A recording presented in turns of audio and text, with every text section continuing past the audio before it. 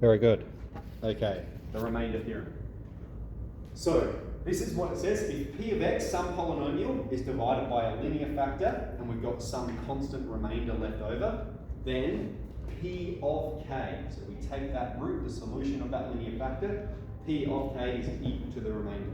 So let's demonstrate that rule straight away with an example here. We have this polynomial, it's a quartic polynomial, and we're told it's divided by x take 1, we need to find the remainder.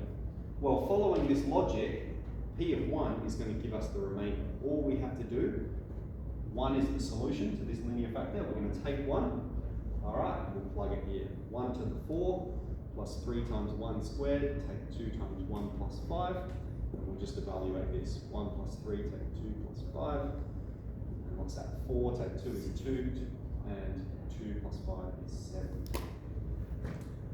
So, if you divide this by this, your remainder will be 7. And that's something that we can check using synthetic division, right? We can perform the synthetic division and observe right in that far corner the remainder being 7. Okay, move on to question 2. Now we're going to use it. Find a, given that this polynomial, when it's divided by x take 2, the remainder is 7. Alright, so the polynomial we have is cubic, we have x to the 3 plus ax take 5. And when it's divided by x take 2, the remainder is 7.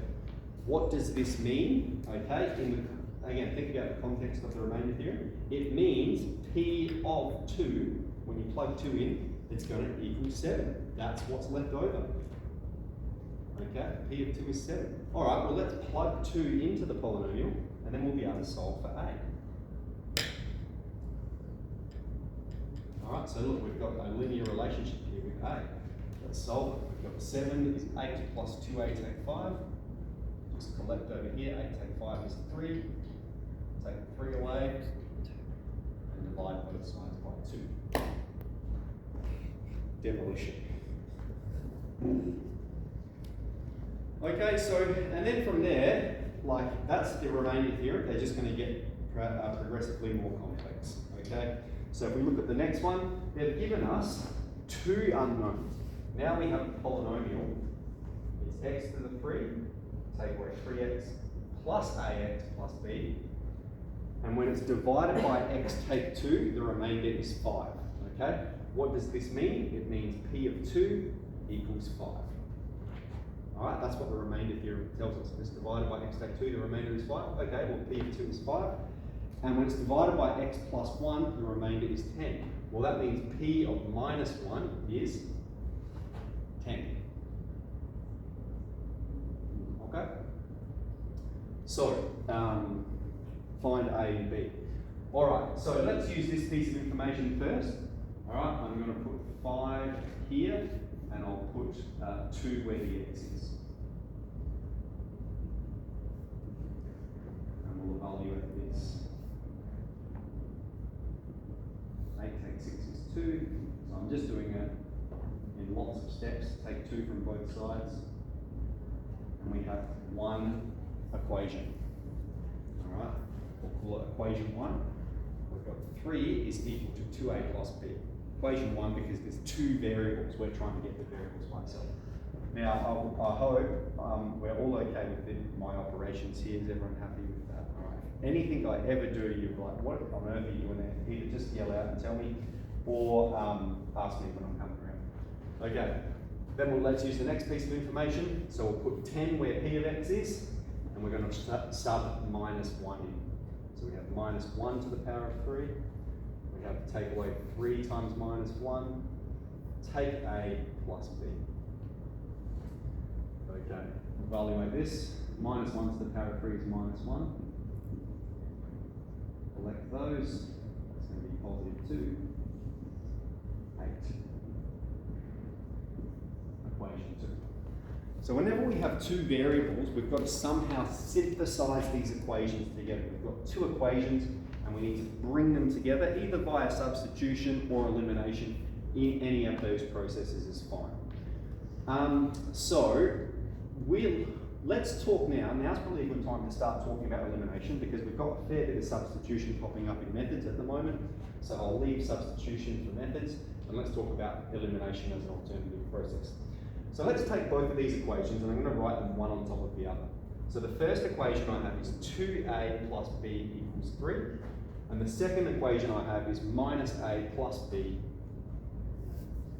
equals 8. Okay, so that's equation 1, that's equation 2. I've just written them around with the variables first. So I've swapped sides on the equals, doesn't matter, it's still equal. Alright, so if we're doing elimination, right, one thing we can do, we've described this as equation 1, this is equation 2. We've got to think, if I'm going to combine these equations somehow, how can I get rid of one of the variables? And it's as simple as, these have the same coefficient. So if I do equation 1 take away equation 2, okay, all of equation 1 take away all of equation 2. Let's write what we're going to arrive at if we do that. So I have 2a, okay, equation 1, 2a take away minus a. Okay, 2a take away minus a, that will give me 3a. I have b take away b, that cancels. Beautiful, we want that to occur. And then we have 3 take away 8 minus 5. Alright, so we've got directly here a linear relationship for a. A is minus 5 on 3. And then to solve b, we can either use equation 1 or equation 2. Let's put the a value into equation 2, alright, because there's only one lot of a, I don't need to multiply it or anything. So if I put a into equation 2, into 2, we will have minus 5 on 3, plus b equals 8. And then we're just breaking this down to get b by itself. So we have positive 5 on 3 plus b equals 8. We'll take 5 on 3 from both sides. 8 take 5 on 3.